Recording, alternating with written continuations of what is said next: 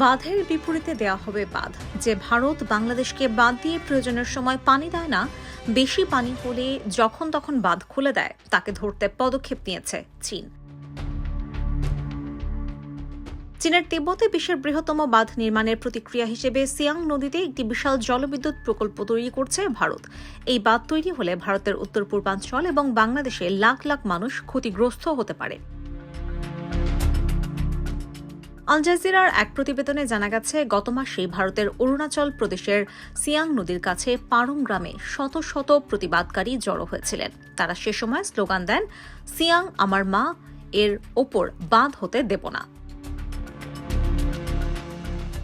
সেখানকার আদিবাসী নেতা গেগং জিজং বলেন, সিয়াং নদী তাদের পবিত্র স্থান এবং জীবিকার উৎস।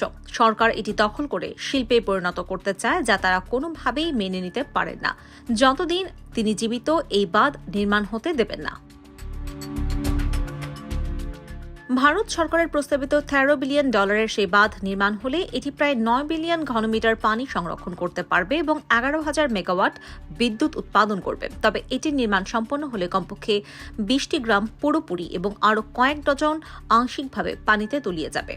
হাজার হাজার মানুষকে তাদের বাসস্থান ছাড়তে হবে। সিয়াং নদীর উৎপত্তি তিব্বতে।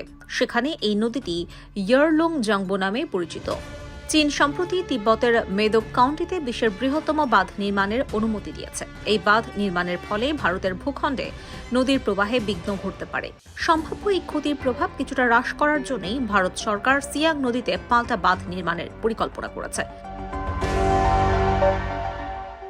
বিশেষজ্ঞরা সতর্ক করেছেন, হিমালয় অঞ্চলের ভঙ্গুর পরিবেশ এবং ভূমিকম্প প্রবণ ভূখণ্ডে দুটি বিশাল বাঁধের উপস্থিতি বিপুল বিপর্যয় এবং ক্ষতির কারণ হতে পারে।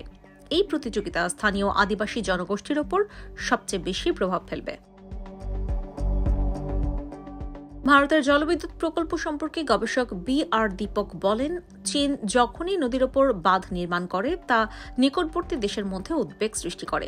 ভারত এই প্রতিযোগিতায় জড়িয়ে পরিস্থিতি আরও জটিল করেছে। গবেষকদের মতে, পানি নিয়ে ভারত ও চীনের এই প্রতিযোগিতার সবচেয়ে বড় ক্ষতি হবে বাংলাদেশের। ব্রহ্মপুত্র অববাহিকার মাত্র 8% বাংলাদেশের অন্তর্ভুক্ত হলেও এই নদীটি দেশের 65%-এরও বেশি পানির যোগান দেয়। আল জাজিরাকে বাংলাদেশের পরিবেশ সংগঠন রিভারাইন পিপলার সেক্রেটারি জেনারেল শেখ রোকন বলেছেন, ভারত ও চীনের এই বাঁধ প্রতিযোগিতার সবচেয়ে ভয়াবহ প্রভাব পড়বে বাংলাদেশের উপর। বিশেষজ্ঞরা বলছেন, চীন ও ভারতের মধ্যে পানি বণ্টন নিয়ে উত্তেজনা দক্ষিণ এশিয়ায় আরও অস্থিরতা সৃষ্টি করবে। বাংলাদেশকে এই আলোচনায় অন্তর্ভুক্ত করার পাশাপাশি সংশ্লিষ্ট নদী অববাহিকার সব দেশের মধ্যে সমন্বিত আলোচনার প্রয়োজন। IPTV USA news desk.